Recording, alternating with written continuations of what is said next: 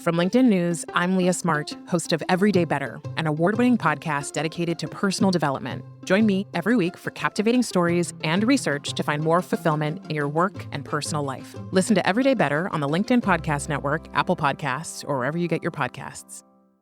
Did you know that small and medium businesses make up 98% of the global economy, but most B2B marketers still treat them as a one-size-fits-all? LinkedIn's Meet the SMB report reveals why that's a missed opportunity and how you can reach these fast-moving decision makers effectively. Learn more at linkedin.com/meet-the-SMB.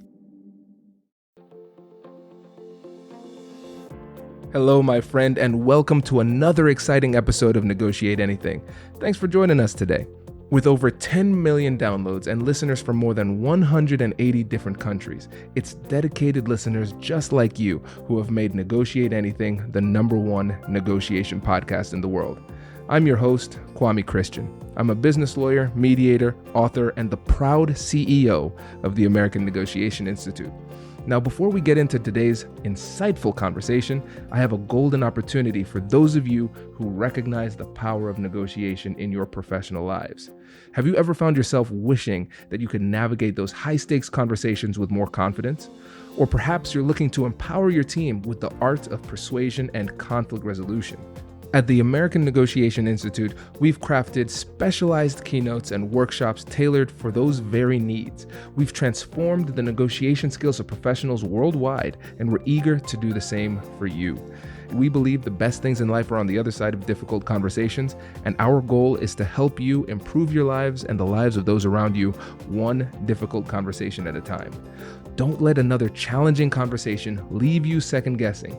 Click the link in the description to discover how we can help you find confidence in conflict, negotiate better deals, and have stronger relationships.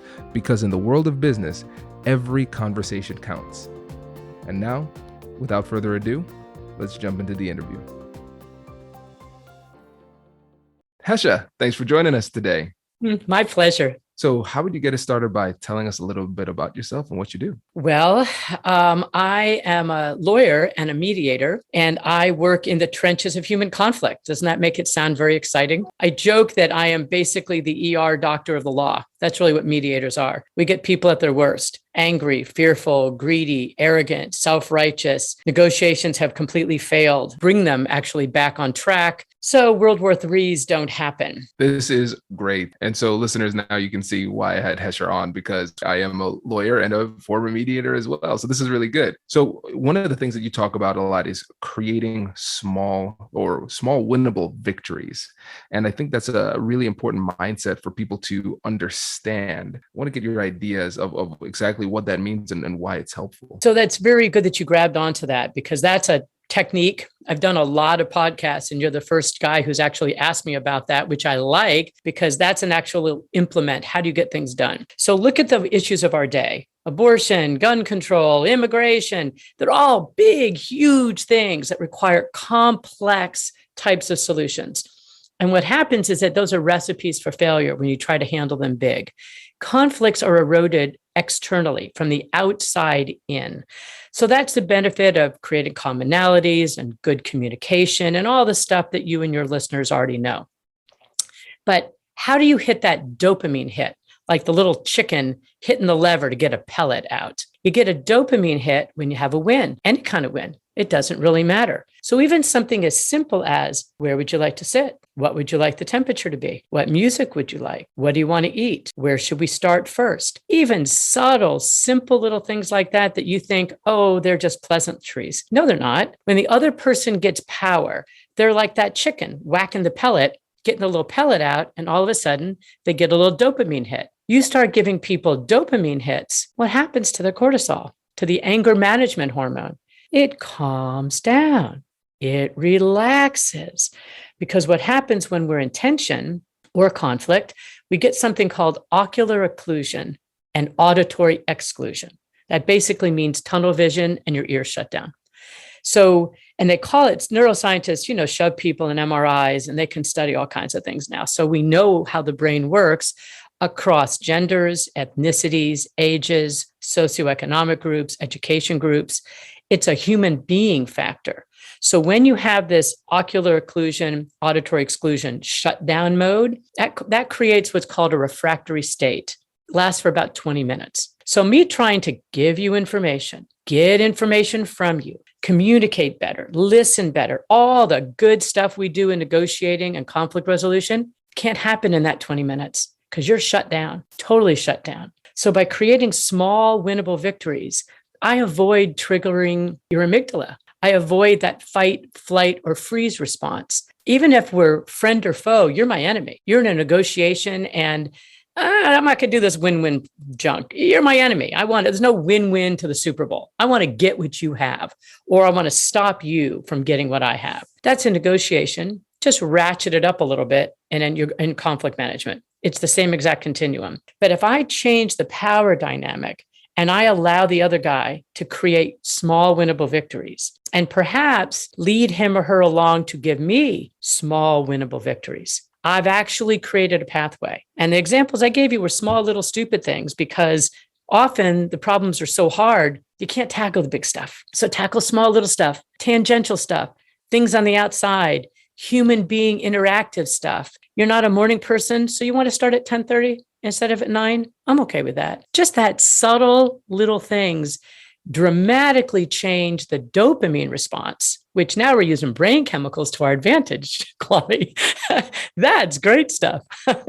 This is really, really good. For me as a lawyer, I appreciate this, but for me as somebody who studied psychology, I appreciate it even more. And I think you're the first person who came in and actually talked about dopamine in the negotiation process, because we always think about cortisol, stress hormones, and the amygdala taking over, but we don't talk about dopamine. And I think one of the coolest ways of describing dopamine, they say dopamine is a universal currency because dopamine drives us to do things. And so, for instance, if we think about something like a sugary snack, right? People think that the dopamine is released once you eat the snack, but the dopamine is what drives you to eat the snack. And then the dopamine actually goes down once you have it. And so really what we're doing is that in many ways, you're creating an almost addictive negotiation process.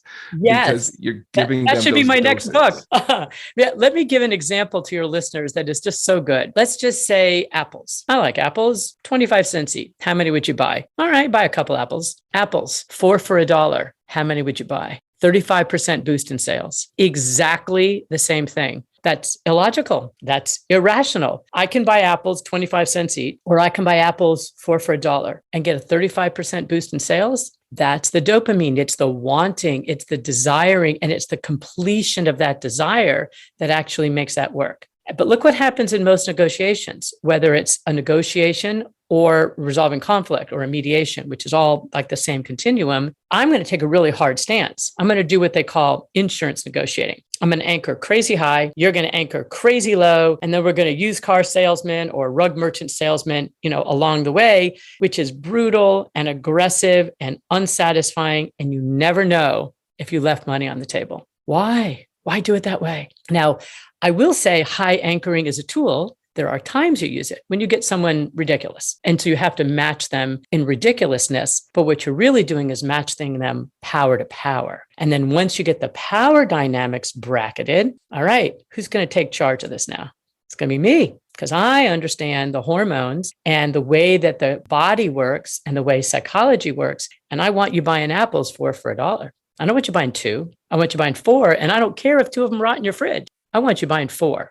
And all the big data companies that are marketing and selling us, they use this stuff all the time. And we can use it. This one of the reasons I wrote this book is that I've got 30 years in the trenches of doing this stuff in a laboratory, what actually works with real people and real conflicts, whether it's some couple $1,000 thing or hundreds of millions of dollars. You do all of it because it's human beings with bumper car egos. How do we maximize our positioning? And then there's questions like, if I'm negotiating with you and it's a one-off and we're done, all right, I'm going to be a little tougher with you because I don't really care. I just want to get my deal. If this is a relationship, well, I can't do that, can I?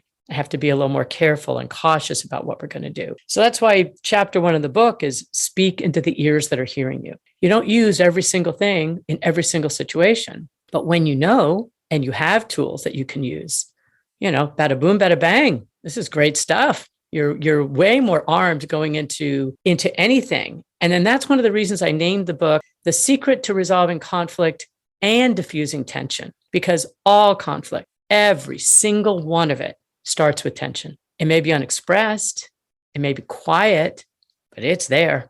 There were preventative opportunities along the way that were just missed. And if you can I give your audience a quick visual analogy? Because I'm the analogy queen, my people tell me. So if you drop spaghetti sauce on the counter, you wipe it right up with a sponge, right? No big deal.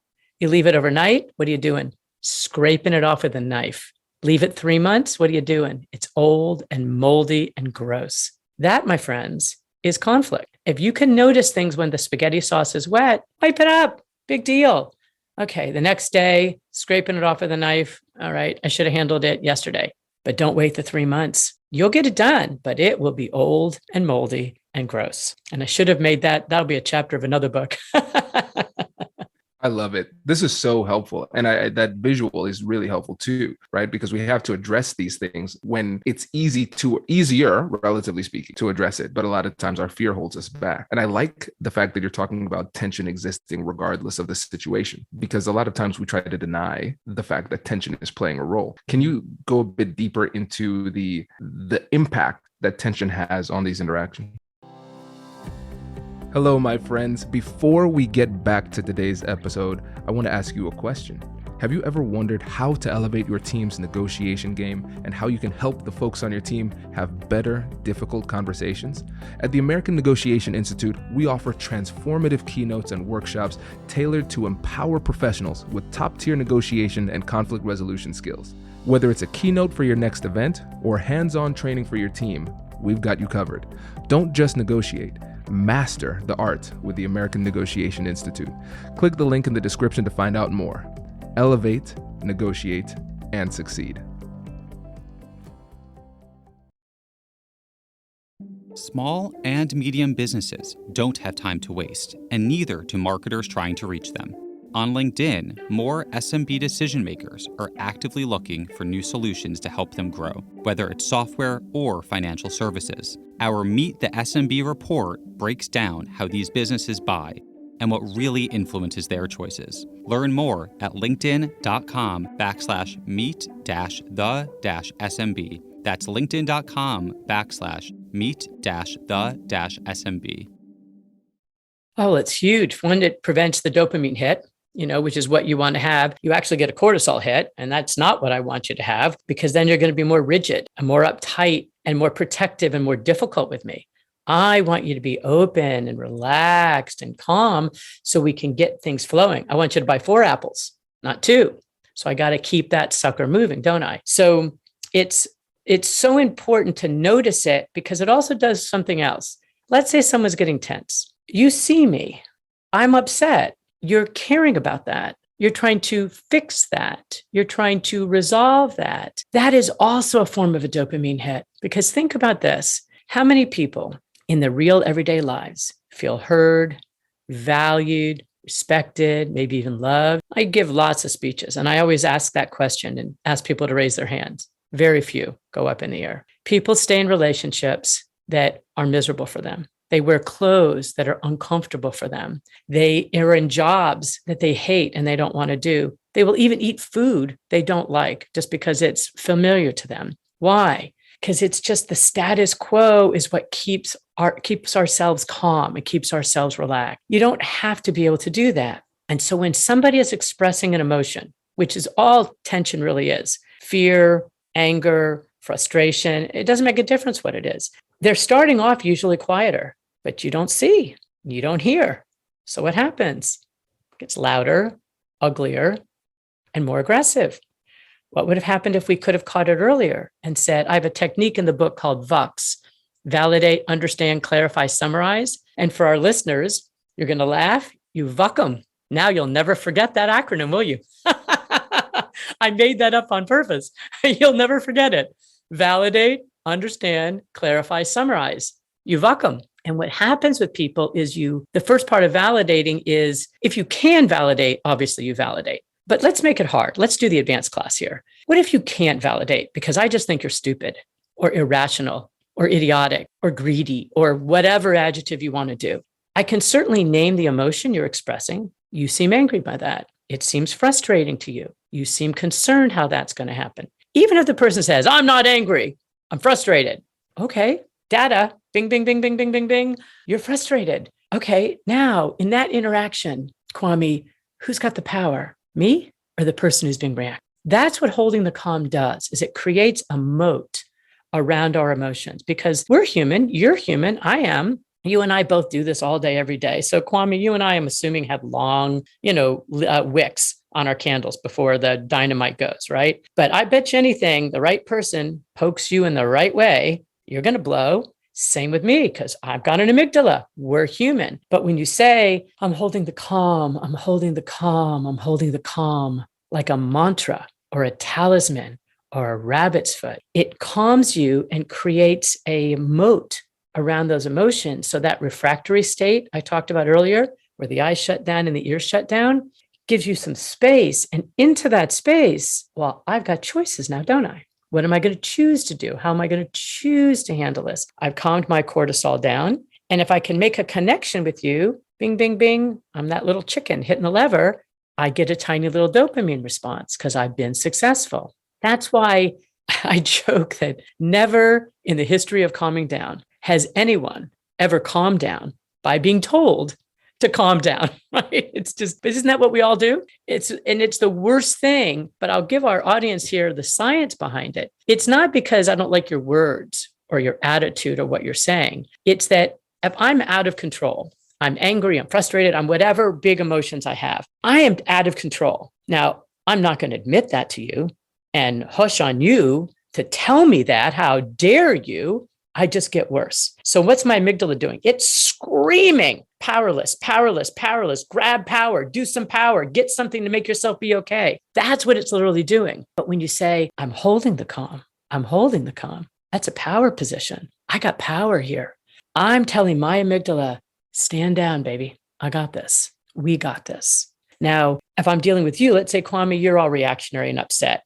Now, you and I both know this. You have my book. Maybe I'll say, let me hold the calm with you. But if not, I will say, how can I help you? How can I make this easier on you? What would be beneficial? Can you just see the amygdala just calming down? And what does it take? A minute? It's nothing. It's the eyes to see it and the moat around your own amygdala that enables you to do it. That's why I called the book Holding the Calm, because I got to say that to myself. I am holding the calm. So I can create that space for myself. Now I've got a moat. Now I've got choices. I really like this. It's really helpful. And it makes a lot of sense, especially because it is tracking with the psychology, right? The best negotiation and conflict resolution strategies are built on the psychology, built on the science. And that's what you're doing here. And let's say there is an old school negotiator listening who was completely power-based. Their only tool is leverage.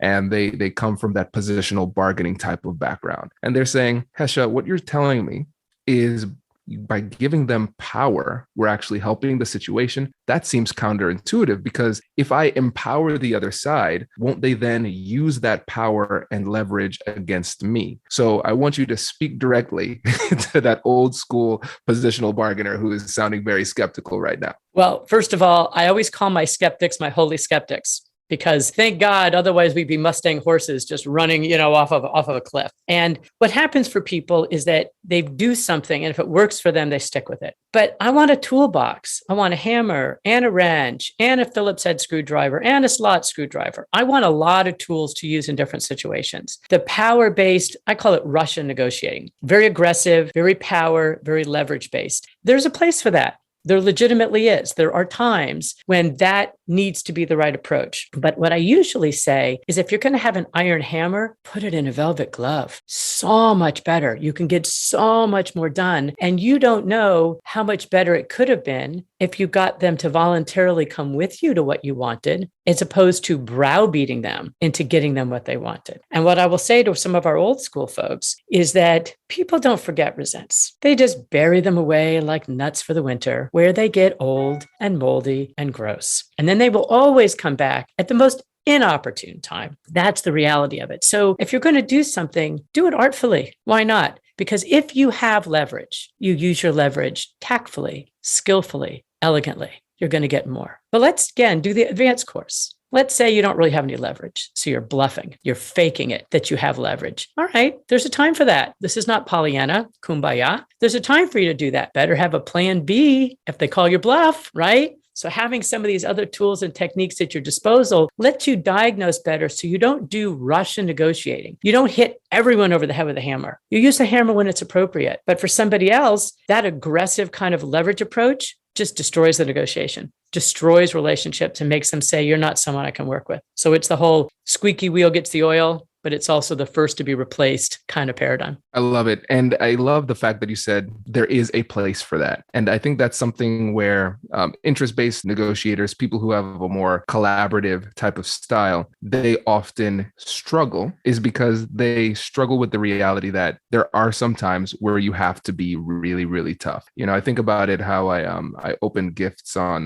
my birthday or Christmas. And so when I get my gift, it's like a Tasmanian devil. You know, I've been opening the gifts the same way since I was a child, right? And Whitney always criticizes me, and now Kai opens his gifts the same way. She's like, this is terrible, right? And the way she opens the gifts, it's very nice, and she's treating with this wrapping with the respect, right? But every once in a while, she's going to run into a box where this box simply cannot be opened in a very nice way. And the only way you can open it is with the Kwame Tasmanian devil style of opening it, right? And so it's important to have that range. So I think in this example, Whitney is a much better gift opener than me, because I'm creating messes when I don't need to create messes, right? And so I love the fact that you realize that there are going to be times where we have to be tough, and sometimes we have to flex those positional bargaining muscles, but that should not be where we start. Well, it's also, you don't want to go to a doctor who says, well, you know what, these, red and blue pills work great for the patient before you. Why don't you try them? You would look at like, let me run out of here. What the heck is going on? That's crazy. And, there's a famous behavioralist named Edward Maslow who said, if all you have is a hammer, all you will see are nails. And I view it that I expect I've been doing this 35 years. I'm pretty good at what I do. But I think in another 10 years,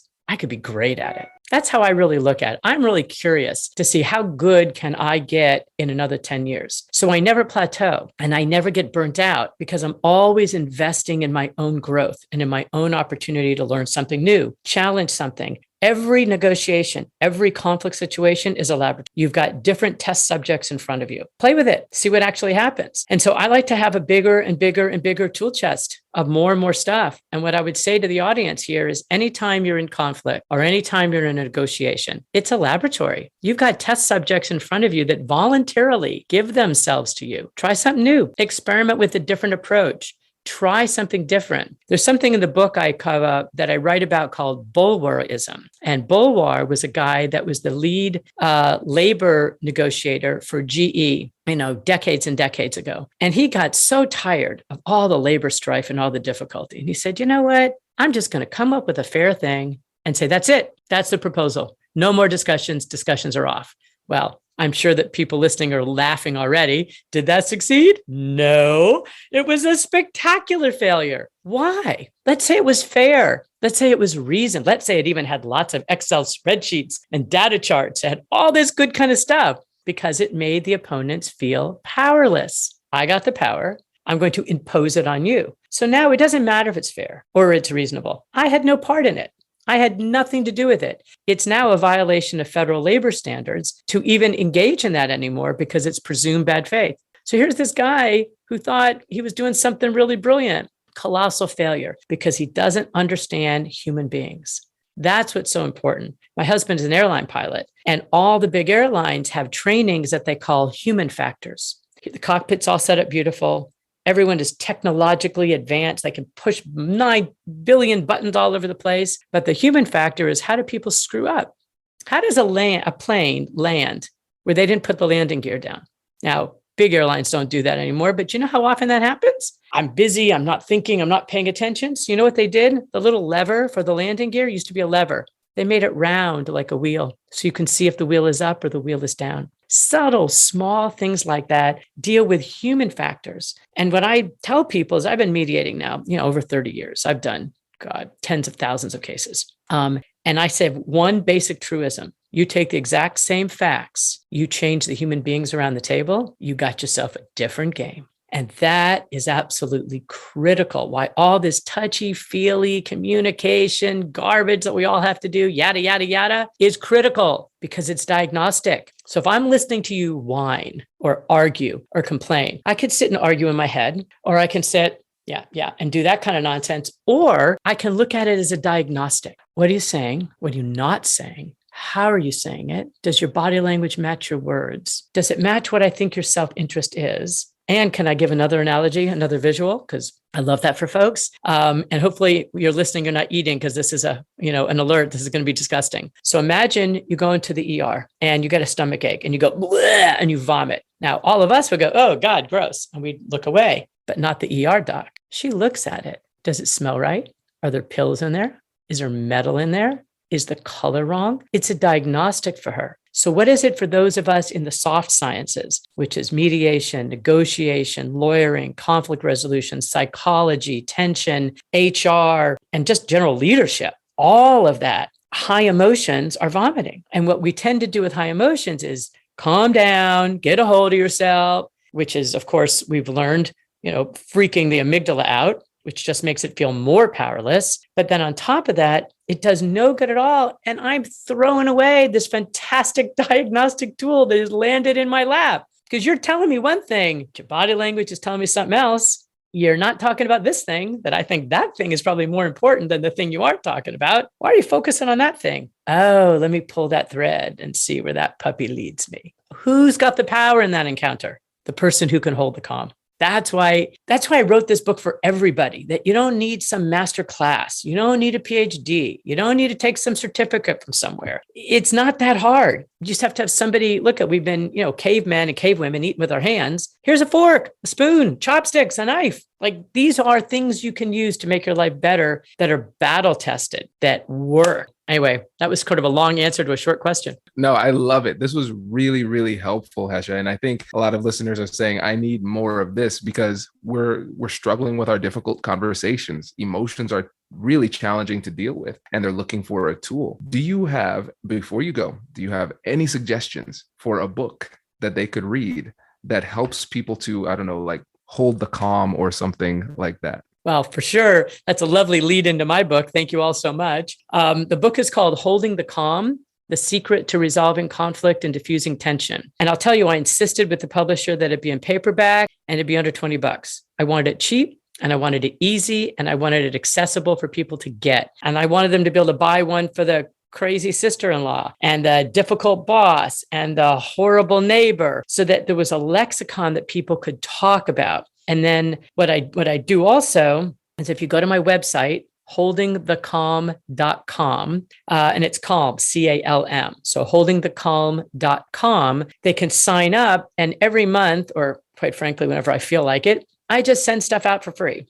So what I've started doing is doing little 1-minute videos on a tip, on a tactic, on a technique, on a something. Then in 1 minute, you get a little bleep, and they're all on the webpage. And then when I come out with new ones, if you sign up, I just send them out. My goal is I have a day job, so this is not my job to go, do this and promote the book. I'm trying to just get it out there because we've got people running around with guns, shooting each other because they can't talk to each other. We've got people engaging in fist fights and excommunicating each other from families and churches and synagogues and mosques because they can't talk to each other anymore. And so the one tip I want to leave the listeners with is, let's say you have to talk to somebody or negotiate or be in conflict with this person. By the time you have to do that, you think very poorly of them. So let's do the advanced class here. You're an idiot. I hate you. I think you're the devil incarnate. That's how bad it is. You're getting nothing done there, right? There's no small winnable victories. There's no dopamine hit. There's nothing. So the one thing you can do to do a paradigm shift is look at that person and say, first, I'm holding the calm. And then would they pull my kid out of a burning car? 95% of the time, the answer to that's going to be yes. So that means there is some redeeming value in them, isn't there? There's something there. Let's dig further and see what else we can get. Where can we agree as opposed to where do we disagree? And so often what happens for people is we think someone's trying to win. And Amos Tversky and Daniel Kahneman were psychologists that got a Nobel Prize in economics for actually proving that that is not true. Some giant percentage, like 85%, are trying not to lose. Game changer, isn't it? Are you trying to win or are you trying not to lose? I'm going to approach you very differently, aren't I? Depending on what that is. And for the vast majority, it's I'm trying not to lose. So what is the gooey, soft candy center you're hiding and you're protecting? Maybe I don't want any of that. That's not relevant to me. But that's why you're being so fierce, because you're protecting that. Well, let's go over here because I really want that anyway. And you keep that soft gooey center. In fact, I'll help you protect it. Game different, right? Totally game different. I mean, I have mediated, oh my God, hateful situations, big dollar situations. This works in every single situation because it deals with human beings. And if we look at it that way, as opposed to, I took some class in win-win problem solving and that's my BATNA, and that's the way we're going to do it. Okay, here's a fork. Let me show you how to twirl spaghetti on it. That's much more fun. I love it. Hesha, thank you so much for joining us. Really appreciate it. It's been my absolute pleasure. Thank you for having me. Congratulations! You've just joined an elite club. By listening to a full episode, you're now officially on the Negotiate Anything team. So welcome aboard. What most team members do is they subscribe to the podcast because that allows them to automatically get the latest episodes of the show.